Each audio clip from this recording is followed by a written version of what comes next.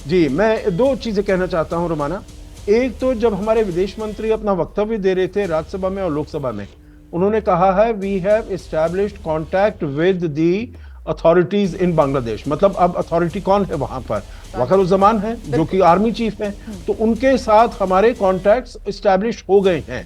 उसी का देखिए टेंजेंशियली मैंने भी जिक्र किया था शुरू के अपने कमेंट्स में, जो हमें जो पावर्स हैं वहां पर, जो अथॉरिटीज हैं उनके साथ हमको मिलकर काम करना पड़ेगा। और उसमें हमने उनसे ये भी कहा है, जो हमारी वहां पर डिप्लोमेटिक रिप्रेजेंटेशन है, हमारा हाई कमीशन है, असिस्टेंट हाई कमीशन है, हमारी कुछ और 4 पोस्ट है, उन सबकी जो सुरक्षा है वो उन्हीं के ऊपर मयसर है। और वो हमें पूरा, हम उम्मीद करते हैं, हम एक्सपेक्ट करते हैं जो पूरी उनके लिए सुरक्षा देंगे। दूसरी बात मैं कहना चाहता हूं, देखिए जैसे आलोक जी ने अभी कहा that India is the only choice for their funds and finance।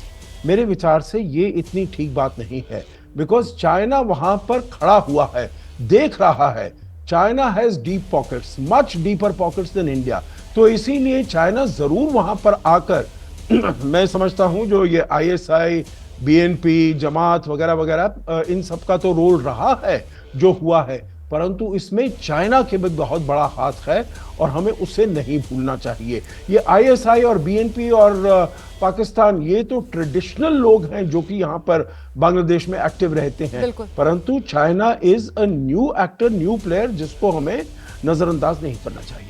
और इसी वजह से शायद बांग्लादेश में इस समय हालात ऐसे हैं कि हम यहाँ पर पुलिस की, सेना की बात कर रहे हैं और हम कह रहे हैं कि वहां पर उनको ट्रूप्स उतार देना चाहिए सुरक्षा देने के लिए। वहां तो उल्टा जो सेना है, जो पुलिस है, उस पर भी तो हमले हो रहे हैं, वो भी तो निशाने पर वहां पर आ रहे हैं और वो भी तो मारे जा रहे हैं। सबसे ज्यादा तो पुलिस वाले ही वहां पर मारे गए हैं। ऐसे में मुझे लगता है जरा जल्दी से तौसीफ खान का एक रिएक्शन लेते हैं। बहुत देर से अपनी बारी का इंतजार कर रहे थे। माफी के साथ तौसीफ, थोड़ा वक्त लिया मैंने आपके पास आने के लिए। आप मुझे बताइए कि बांग्लादेश में जिस तरीके की सिचुएशन बनी हुई है, उसको लेकर भारत के लिहाज से आप क्या संदेश देख रहे हैं इसमें? देखिए रोमाना जी, बहुत गंभीर विषय है और इसलिए भारत सरकार भी नज़र रखे हुई है क्या डेवलपमेंट हो रहे हैं लेटेस्ट। इस बात पे कोई शक नहीं कि ये जनता का गुस्सा है, जनता का आक्रोश है शेख हसीना के खिलाफ, उनकी सरकार के खिलाफ, क्योंकि ये छात्र आंदोलन था कोटा को लेकर के कि भाई 30% कोटा जो है उसको हटाया जाए। ये छात्र आंदोलन शुरू हुआ और उसको शेख हसीना की सरकार ने पुलिस के द्वारा सप्रेस करने की कोशिश की, जिसमें लगभग 200 छात्रों की मौत हो गई, 14,000 छात्रों को जेल में अरेस्ट करके भर दिया गया। और उसी का पब्लिक का गुस्सा हमें देखने मिला कल, जब लोगों ने जहां तक के देश बंधु मुजीबुर रहमान के स्टैचू को तोड़ डाला, जगह जगह पे उनका जो स्टैचू था उनको तोड़ डाला। ये सिर्फ और शेख हसीना के खिलाफ जिसकी वजह से मुजीबुर रहमान की प्रतिमा तक को तोड़ दिया गया। ये छात्र आंदोलन जो कि सुप्रीम कोर्ट ने पहले ही छात्रों की जो भावना थी उसी के अनुरूप एक तरीके से फैसला भी सुना दिया था। वो आरक्षण की सीमा जो है उसको भी घटा दिया गया था। यहाँ तो सीधे सीधे आपको साबोटाज नजर नहीं आता? आपको इसके पीछे आईएसआई, चीन और यूएस, इनकी साजिश नजर नहीं आती? देखिए आईएसआई और जो भी है, चीन है, जो भी है, बिल्कुल हर लोग अपना अपना इंटरेस्ट जरूर देखेंगे, जिस तरीके से भारत को अपना इंटरेस्ट देखना है। और हमारे ना तो प्रधानमंत्री ने और ना ही हमारे विदेश मंत्री ने कोई इस तरह की बातें कही हैं कि चीन इसमें इन्वॉल्व है या आईएसआई इन्वॉल्व है। इस तरह की बातें कहने से उन्होंने परहेज किया। और चीफ मिनिस्टर ममता बनर्जी ने भी ये कहा है कि हमें किसी भी तरीके के र्यूमर को नहीं हमें बोलना चाहिए। देखिए अभी हमें भारत का इंटरेस्ट ये है कि जिस तरीके से अच्छे रिश्ते रहे थे शेख हसीना के साथ में, वैसे ही अच्छे रिश्ते करंट जिनके पास में पावर जाना है, इंटरिम गवर्नमेंट को जो लीड करेंगे, उनके साथ में भारत के रिश्ते वैसे ही अच्छे बने रहे, ताकि जो भारत का इंटरेस्ट है वो सर्व होता रहे। रही बात दूसरी के भारतीय नागरिक बहुत सारे बांग्लादेश में है, भारतीय नागरिक के रिश्तेदार हैं, परिवार वाले हैं जो बांग्लादेश में हैं, तो उनको किसी तरीके से अगर वो वापस आना चाहे भारत में तो उन्हें वो फैसिलिटी प्रोवाइड की जाए। इसके बाद में ममता बनर्जी ने पहले भी, आज से 10 दिन 15 दिन पहले भी कहा था कि भाई अगर हमारे रिश्तेदार वहां पे बहुत सारे हैं भारतीय नागरिक के, उन्हें वापस लाने के, सेफ पैलेस लाने का।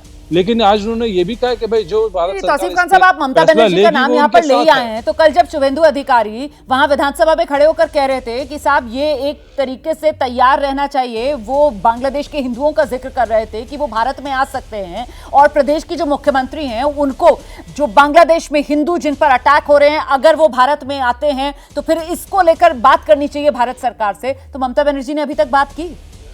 ममता बनर्जी ने भारत ममता सरकार से बनर्जी इस ने- बारे में बात की? क्योंकि शुभेंदु ममता अधिकारी को तो बनर्जी हमने ने- देखा, वो तो नेता विपक्ष बंगाल विधानसभा में, वो तो दिल्ली आए, वो तो यहाँ पर आकर केंद्र सरकार के मंत्रियों से मुलाकात कर रहे हैं। ममता बनर्जी ने कल ही ऐलान कर दिया था कि जो भारत सरकार इस मुद्दे में फैसला लेगी उसका वो समर्थन करेंगी। आज ऑल पार्टी मीटिंग में भी कोई ऐसा खास आप देखेंगे ममता बनर्जी ने कहा भी, और बल्कि वेस्ट बंगाल पुलिस ने भी स्टेटमेंट टाइम टू टाइम जारी किया है कि लोगों को परहेज करना चाहिए, कोई र्यूमर्स की बातें नहीं बोलना चाहिए, और जो भारत सरकार जो फैसला लेगी उसके पीछे ममता बनर्जी खड़ी है। उन्होंने ये बात कल ही वाजे कर दिया था और ये भी कहा था तो क्या कि ना पश्चिम तो बंगाल में बीजेपी नेता के विपक्ष नेताओं शुभेंदु को कोई अधिकारी को बचना चाहिए था इस तरीके का बयान देने से?